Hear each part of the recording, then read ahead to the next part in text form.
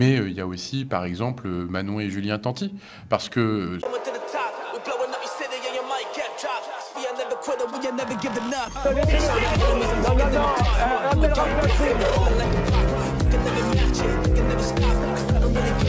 Vous fumez, monsieur?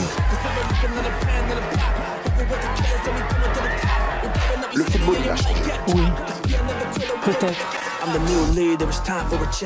Ouais, c'est Laurent Delamousse, bienvenue aujourd'hui pour une nouvelle vidéo et j'espère que tout le monde va bien. Messieurs, dames, aujourd'hui, on va parler d'Omar Sy, on va parler d'Éric Zemmour, on va parler de Marc Blatta et de bien d'autres sujets encore. Mais avant de partir pour cette nouvelle vidéo, c'est le moment de soutenir la chaîne et moi-même en mettant votre plus gros pouce bleu, votre meilleur commentaire, n'oubliez pas de s'abonner et d'activer la cloche pour pas rater les prochaines vidéos. On fait de même sur la chaîne principale, la chaîne Mousse, où hier je vous ai sorti la première partie sur Adé Laurent. On me rejoint sur Insta, sur TikTok, sur Twitch, pour pas rater les lives du dimanche soir à 21h30, donc demain. Soyez présentes et présents. On va chercher à boire manger, on se malaise, et moi je m'occupe du reste.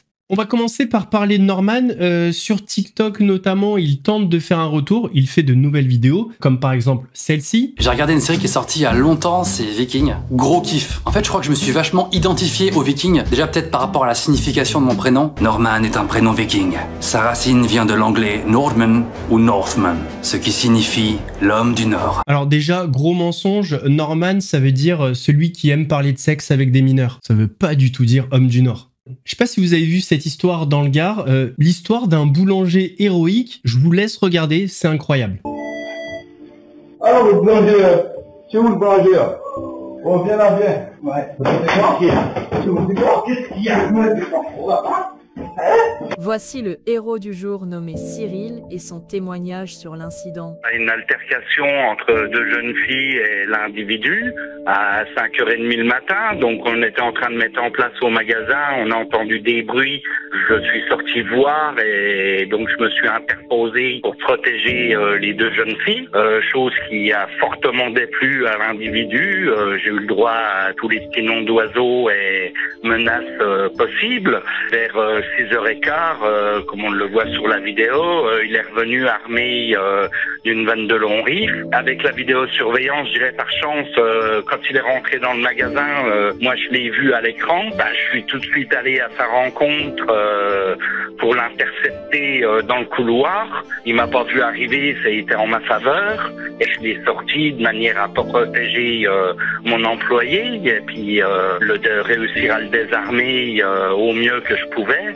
L'employé, elle, en attendant à récupérer l'arme, est téléphonée à la gendarmerie pour le signaler l'incident et puis faire qu'ils viennent sur place. Je propose qu'on fasse 1 minute de silence pour les deux grosses couilles en titane de Cyril.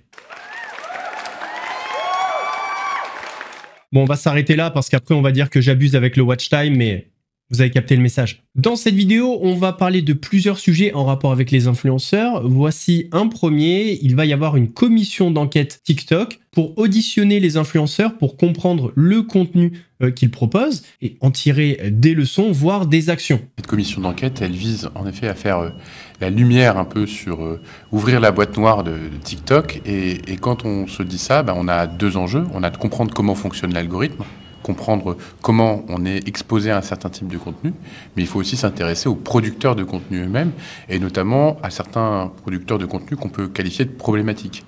Et donc nous, dans la grande enquête qu'on a lancée, on a aussi demandé aux personnes de nous faire remonter des influenceurs qui, pour eux, postaient des contenus problématiques, qui pouvaient choquer des mineurs. Et donc c'est comme ça qu'on a pris la décision d'auditionner Adé Laurent, par exemple, qui en effet poste des contenus parfois pornographiques, ou disons à caractère sexuel sur tout un tas de réseaux, et sur TikTok qui peut avoir eu des propos qui étaient misogynes ou dégradants pour l'image des femmes. Mais il y a aussi par exemple Manon et Julien Tanti, parce que leur nom est remonté aussi parce qu'ils exposent leurs enfants, et donc cette exposition, elle peut poser question aussi, parce que ça porte parfois atteinte à l'image de ces enfants, c'est parfois des contenus qui peuvent être dégradants ou humiliants, et donc tout ceci aussi doit nous interroger collectivement, parce qu'il y a aussi des principes de protection de l'image des enfants sur les réseaux sociaux. Il y a aussi, évidemment, au-delà de cette question spécifique authentique sur l'exposition de leurs enfants à des millions de personnes, des contenus qui peuvent être problématiques comme des lives, etc., des promotions dangereuses, voire interdites. Et donc, derrière, comme ils ont aussi des très jeunes qui sont abonnés, est-ce qu'ils sont conscients qu'ils exposent à des publications illégales des jeunes? Et donc, c'est aussi tout ça que nous aurons l'occasion de leur demander. Est-ce que vous avez la date de leur audition? Alors, ils ont été convoqués pour le 10 juin prochain. À ce stade, nous n'avons pas encore reçu de réponse, même si nous savons qu'ils ont eu la connaissance de cette date. Il faut le dire, hein, une convocation par une commission d'enquête, elle est impérative, donc on ne peut pas s'y soustraire. Alors on voit que c'est très concentré sur d'anciens candidats télé-réalité. Pourquoi pas? Mais pourquoi on parle pas du pire en termes de contenu? Le mec le plus dangereux pour les jeunes, Nasdaq. Enfin, vraiment, si vous voulez faire ce que vous avez envie de faire, la cible numéro 1, c'est Nasdaq. Depuis quelques jours, on parle beaucoup de Omar Sy et pas en positif. En fait, il a eu une altercation avec des agents SNCF à propos de son chien. Tout ce beau monde s'invective, ou plutôt, Omar Sy invective et menace des contrôleurs. Et vous avez oublié un autre protagoniste, à savoir son chien, qui n'avait pas de muselière. C'est peut-être de ce point-là, bien que c'est l'altercation a démarré, puisqu'on est tôt ce matin, Paris-Gare de Lyon. Omar Sy, l'acteur français, va monter à bord d'un TGV direction Avignon. Il est donc accompagné par son chien qui est dépourvu de muselière. Et puis, il y a une altercation qui s'ensuit avec des agents de bord de la SNCF. Une altercation et des propos menaçants tenus par monsieur Omar Sy contre un de nos agents de bord. Voilà ce que précise la SNCF cet après-midi à BFM TV. La SNCF qui va déposer plainte contre l'acteur français. Omar Sy va descendre en gare d'Avignon TGV et sur place, un équipage de la BAC va attendre l'acteur. Ils ont reçu un coup de téléphone, on va dire, pour être avisés de ce qui se passait à la fois sur le quai de la gare de Lyon et à la fois dans ce TGV direction Avignon. Mais les policiers vont rapidement quitter les lieux sans pour autant interpeller l'acteur. Donc pour l'instant, ce qui est de confirmer, c'est qu'il y a bien eu une altercation. On ignore la teneur des propos tenus par Omar Sy. On parle de propos menaçants, c'est ça? Des propos menaçants. Et une plainte va donc être déposée par la SNCF contre l'acteur français. Alors ça tombe quand même sur l'un des acteurs les plus populaires, peut-être même le plus populaire si l'on en croit certains baromètres. Et on est étonné de voir cet acteur se retrouver dans cette situation et avoir de tels comportements. D'autant que Omar Sy n'est pas habitué aux frasques, c'est un acteur extrêmement discret qui fait toujours très attention à son attitude. Perrine Storm sur le plateau de BFM TV a posé des questions à Philippe Meyer, membre exécutif du CRIF. Franchement, les mecs comme ça, on n'en peut plus en fait. C'est un deux poids deux mesures tellement hallucinant, on est dans l'indécence, c'est juste ignoble. En fait, on a un bonhomme qui nous dit que rien ne doit servir de prétexte à haïr Israël, notamment de la part de LFI, mais on s'en fout d'LFI. Par contre, lui, ça le dérange pas que le 7 octobre serve de prétexte au génocide en cours. C'est hallucinant. C'est-à-dire que même si on dit que les attentats terroristes du 7 octobre sont ignobles, parce que c'est le cas, c'est ignoble, mais que la réponse d'Israël est complètement disproportionnée parce qu'elle atteint plus les Palestiniens que le Hamas, qui est vraiment la cible, hein. Ce sont eux qui ont fait cet attentat ignoble, pas les femmes, les enfants et les innocents dans la bande de Gaza. Eh bien, on est à deux doigts d'être qualifié d'antisémite. Alors perso, je suis pas antisémite. Je suis juste humain, en fait. Sur le fond, ce qu'il dit, est-ce qu'il n'a pas tort de dire qu'un tel déchaînement de violence à Gaza, ça génère en retour de la violence? C'est terrible de dire ça. C'est terrible. Non, c'est terrible. C'est terrible, mais est-ce que c'est pas ce qui se passe? Non, parce que c'est terrible, parce que ça légitime les choses. Ce qui se passe à Gaza ne peut en aucun cas, sous aucune exception, légitimer. Non, mais c'est pas légitimé. Oui, mais encore une fois, il y a cette petite musique. Il y a cette petite musique dans les propos d'Éric Coquerel ou dans les propos de l'extrême gauche en général ou de certaines parties de la classe politique en France et dans le monde, pas uniquement en France. Quelle classe politique? En France. Aussi. Je parle de LFI. Mais alors justement, est-ce que vous ciblez uniquement LFI? Parce que j'aimerais qu'on écoute ensemble le chef de la diplomatie israélienne qui dit que certains pays européens, dont la France, seraient responsables d'une incitation à la haine d'Israël. Et là, il parle pas spécifiquement de la France insoumise. Les Israéliens, ils se font en Israël. Donc il est toujours difficile de voir cette stigmatisation d'une démocratie. Donc on peut pas critiquer la politique de Benjamin Netanyahu. Bien sûr qu'on peut la critiquer. Je l'ai dit tout à l'heure. On peut la critiquer. Alors en même temps, vous dites on peut pas dire que ce que fait une démocratie, c'est pas bien. Comme on peut critiquer toute démocratie dans le monde. En se rappelant toujours une chose qu'on oublie, qu'on n'a pas dit depuis le début de cet échange, c'est que cette guerre a commencé le 7 octobre par le pogrom du Hamas. Absolument. Le Hamas aujourd'hui dépose les armes, libère des otages détenus depuis 16 ou 17 mois maintenant, la guerre s'arrête demain. Mais la guerre s'arrête demain. Les victimes de la guerre, que ce soit en Israël, il y en a eu, il y en a parmi les soldats israéliens, et les victimes de la guerre à Gaza sont loin d'être uniquement des combattants du Hamas. Bien sûr. Alors, asseoir une situation de stabilité et de pérennité de la région. Mais pour lutter contre les amalgames et éviter qu'on associe les Juifs à la politique de Benyamin Netanyahou, ne serait-il pas bon que les institutions juives aussi soient plus claires là-dessus, que vous preniez la parole pour condamner ce qui se passe en ce moment à Gaza? Elles le sont. Vous condamnez en ce moment la guerre qui est menée par Benyamin Netanyahou à Gaza? On a toujours dit et écrit que chaque victime, et notamment les victimes civiles et palestiniennes, sont une tragédie. Il n'y a aucun doute là-dessus. Aucun doute là-dessus. Simplement. Et il n'y a pas de mais. Simplement, c'est bien de rappeler que la responsabilité de ces victimes, utilisées en bouclier humain, tout le monde le sait, utilisées par le Hamas, qui eux se cachent dans les tunnels et qui laissent leur population subir les effets de la guerre. Donc, que le Hamas libère sa population, les Gazaouis, que le Hamas pose les armes, libère des otages, la guerre s'arrête. Enfin, le blocus humanitaire et les bombes, en l'occurrence, c'est pas le Hamas qui envoie les bombes, et c'est pas le Hamas qui empêchait de rentrer l'aide alimentaire. Les bombes, malheureusement, c'est un nom, c'est la guerre. On a eu le retour d'un des influenceurs les plus escrocs, les plus arnaqueurs, Marc Blatta, dit La Blatte. Là, il a ouvert son gosier pour nous dire qui était l'influenceur le plus riche, celui qui a plié le game. Franchement, on s'en doutait un petit peu des réponses, mais je vous laisse regarder. Numéro 1 qui a plié le game de l'influence en termes d'oseille. Personne au-dessus. Je répète. Personne au-dessus. Jessica Thibault. C'est français ou pas? Jessica Thibault, personne au-dessus. Je parle d'oseille là, je parle pas d'influence, je parle pas du nombre de vues, je parle pas est-ce qu'ils sont aimés ou pas.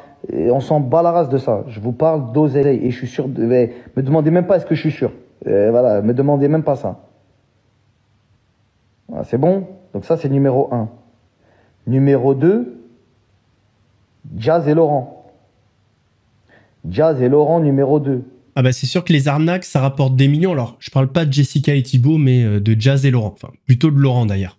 Alors, il y a quelques jours, on avait parlé du clash entre Bastos, Samzira et Magali Berda. Magali Berda, elle avait dézingué les deux. Et je vous avais dit, bah, je sais pas trop d'où ça vient, le nouveau clash entre Samzira et Magaloche. Bastos, on sait qu'il avait commenté le vlog. Et ben, j'ai trouvé le passage. Écoutez. Alors, le fait que ce soit de la publicité, qu'elle fasse faire à ses influenceurs de la publicité en masse, de façon industrialisée, en mode publicitaire, Fashion Nova, Chine, etc. D'accord, c'est très discutable. Mais au moins, tu regardes une publicité. Là, ce qui me gêne, moi, c'est la forme. C'est-à-dire que j'ai l'impression qu'il y a un travestissement de ce qui pourrait être un travail journalistique en mode « je vais aller à la rencontre des Français ». C'est même ce qui est dit dans le storytelling, en jouant sur l'image aussi de « je suis en lien avec tes politiques », etc. Et on va véritablement demander aux Français dans la rue leur réalité. Est-ce que vous êtes prêts à payer 10 € de plus pour mettre en avant une marque qui, en fait, juste un partenariat commercial? C'est-à-dire que la démarche, elle est tronquée.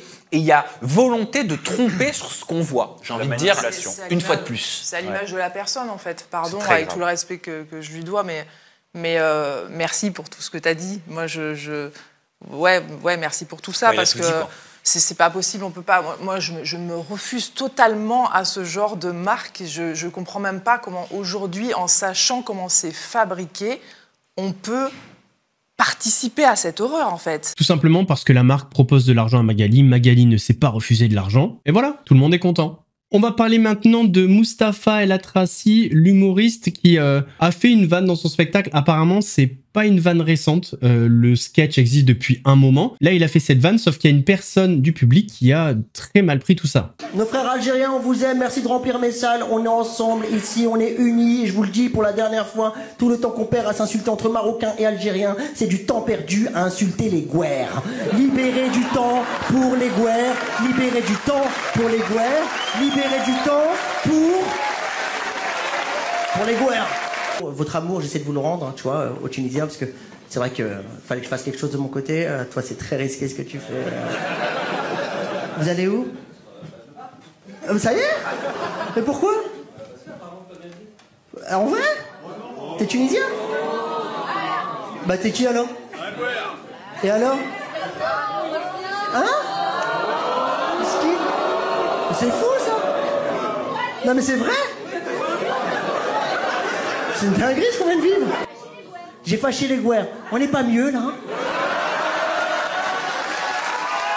On n'est pas mieux? Allah. Je veux des you-you, ça rentre dans la salle ou pas? C'est ça que je veux. Ouah, il y a deux Arabes qui ont récupéré leur place!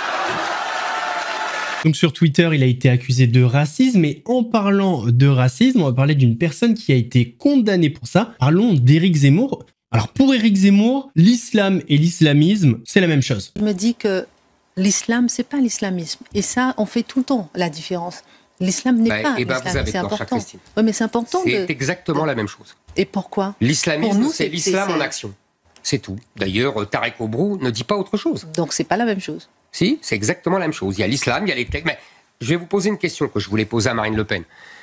Est-ce que les islamistes, est-ce que les islamistes ont un Coran différent des musulmans? Non.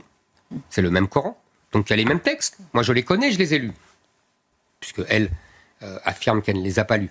Moi je sais ce qu'il y a dans le Coran. Encore une fois, je ne combats pas l'islam. Comprenez bien.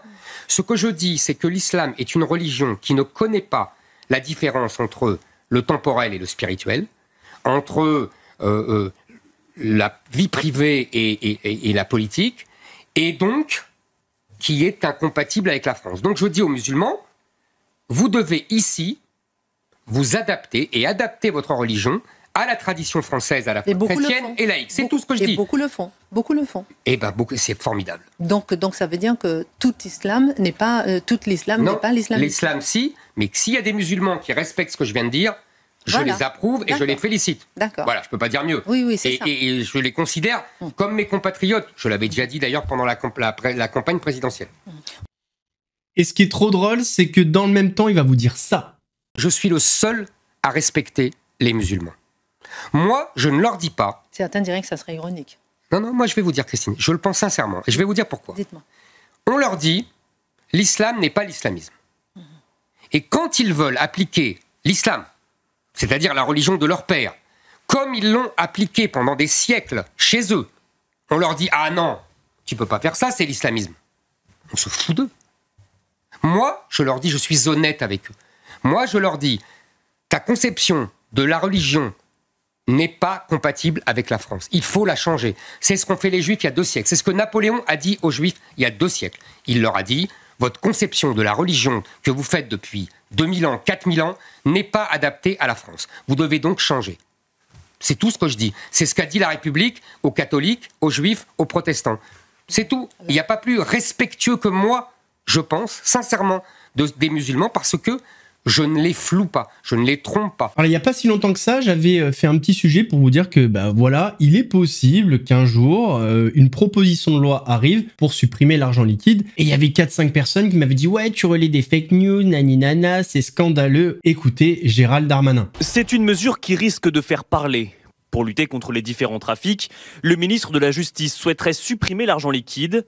Il l'a annoncé devant une commission d'enquête du Sénat sur la délinquance financière. Alors, je le dis sans rire que l'argent liquide est le problème principal et surtout le plus facile à régler pour lutter contre la fraude en général. Si on met fin à l'argent liquide, on aura mis fin à une grande partie de la délinquance financière. En tout cas, on creusera sans doute beaucoup de difficultés pour eux pour recycler cet argent. Pour autant, cette proposition est difficilement réalisable selon cet expert en criminalité financière. On ne peut pas, j'allais dire, transformer un système monétaire qui deviendrait uniquement de la monnaie électronique ou des crypto-monnaies du jour au lendemain. Il faudrait des mois, voire des années. Autre point à prendre en compte, cette éventuelle mesure serait loin d'être populaire. Selon une enquête IFOP réalisée en 2024, plus de 8 Français sur 10 se disent attachés aux pièces et aux billets. Même les jeunes, pourtant à la pointe du numérique, considèrent qu'il est important de pouvoir payer en espèces. Dans une semaine, le PSG peut écrire son histoire en gagnant la finale de la Ligue des Champions contre l'Inter Milan. Ça va être dur pour le Paris Saint-Germain, d'autant plus qu'il y a une ville en France qui n'attend qu'une chose, que le PSG chute encore en finale. À Marseille, la perspective de voir le PSG remporter la Ligue des Champions 32 ans après l'OM inquiète quelque peu les amateurs de football. Aucun Marseillais ne veut que le PSG gagne la Ligue des Champions. Quand on est Marseillais, on peut pas supporter Paris, c'est pas possible. Tous pour l'Inter là, tous derrière l'Inter. On est les seuls à l'avoir en France, on veut rester comme ça pendant de nombreuses années. Voir l'ennemi historique échouer dans sa quête du Graal semble donc revêtir une importance toute particulière. En témoigne l'intérêt soudain pour la tunique de l'Inter Milan, l'adversaire des Parisiens le 31 mai à Munich. Conséquence, face à l'afflux exceptionnel de demandes, les boutiques spécialisées se retrouvent en rupture de stock. C'est vraiment la fouille, là. Tout le monde voudrait le maillot de l'Inter alors que toute l'année, il n'y a aucune demande, personne ne demande le maillot de l'Inter, personne ne demande. Et là, on dirait tout le peuple devient interiste. Là, franchement, c'est la folie, mais franchement, on va vraiment prier pour que l'Inter gagne. Afin de demeurer le seul club français à avoir remporté la plus prestigieuse des compétitions européennes. En cas de victoire parisienne, les Marseillais resteraient néanmoins à jamais les premiers. Messieurs, dames, on arrive à la fin de cette vidéo. J'espère qu'elle vous a plu. Si c'est le cas, votre plus gros pouce bleu, votre meilleur commentaire. N'oubliez pas de s'abonner et d'activer la cloche pour ne pas rater les prochaines vidéos. On fait de même sur la chaîne principale, la chaîne Mousse, où hier j'ai sorti la première partie sur Adé Laurent. Deuxième partie mardi à 18 h environ. J'ai toujours un peu de retard. On me rejoint sur Instagram, sur TikTok, sur Twitch pour pas rater les lives du dimanche soir à 21 h 30. Donc on se retrouve demain. En attendant la prochaine vidéo qui sera lundi, prenez soin de vous. Laurent Delamousse vous salue.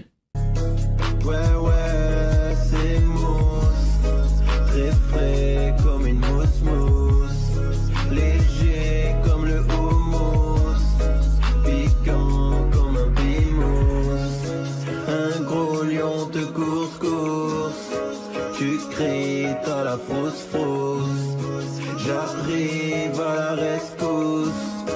Regarde, ouais c'est